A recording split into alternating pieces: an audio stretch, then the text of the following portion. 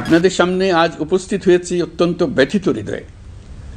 এই আনন্দের দিনে গভীর বেদনার সঙ্গে জানাচ্ছি, জুলাই অভ্যুত্থানের সম্মুখ যোদ্ধা, ইনকিলাব মঞ্চের মুখপাত্র শরীফ ওসমান হাদির উপর সম্প্রতি যে হামলার ঘটনা ঘটেছে, তা শুধু একজন ব্যক্তির উপর আঘাত নয়, এটি বাংলাদেশের অস্তিত্বের উপর আঘাত, আমাদের গণতান্ত্রিক পথ চলার উপরে আঘাত।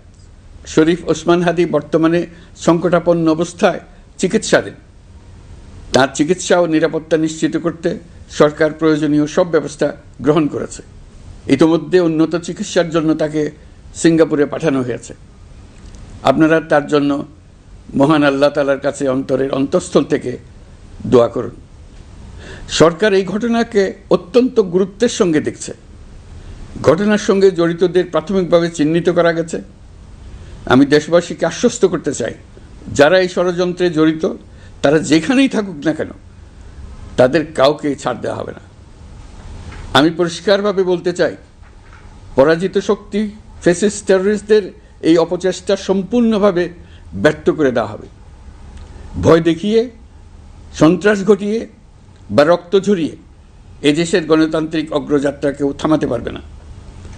আপনাদের প্রতি আহ্বান জানাই, সংযম বজায় রাখুন, অপপ্রচার বা গুজবে কান দেবেন না। ফ্যাসিস্ট টেররিস্টরা যারা অস্থিরতা সৃষ্টি করতে চায়, আমরা অবশ্যই ঐক্যবদ্ধ হয়ে তাদের মোকাবেলা করব। তাদের ফাঁদে পা দেব না।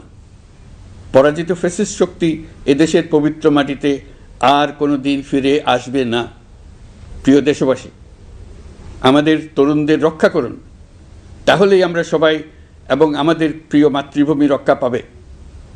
যারা দেশ ছেড়ে পালিয়ে গেছে তারা বুঝে গেছে, তরুণ যোদ্ধারা তাদের পুনরুত্থানের পক্ষে ভীষণ রকম বাধা।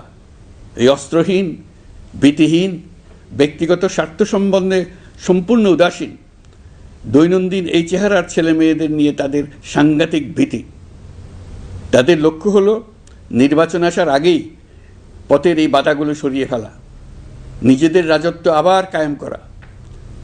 তাদের বন্ধুরা যতদিন তাদের সঙ্গে আছে ততদিন তারা এই স্বপ্ন দেখবে।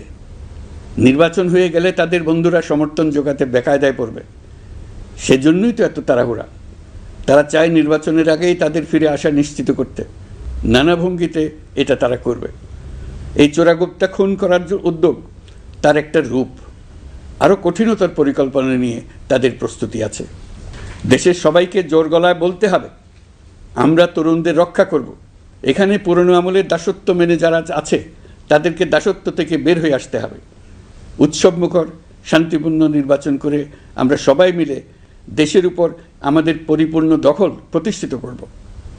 নির্বাচন অবধি আর বাকি মাত্র 2 মাস। আমরা তাদের উপর নজর রাখব এবং বাকি দিনের প্রতিটি দিন উৎসবমুখর করে রাখব। যেহেতু আমাদের কিশোর কিশোরী, তরুণ তরুণীদের মনে কোনো ভয় ডর নেই, তাই তারা নির্বাচনের আগের 2 মাসের প্রতিটি মুহূর্তকে উৎসবমুখর করে রাখবে। সব রকমের হিংসা, কোন্দল থেকে দেশকে বাঁচিয়ে রাখবে।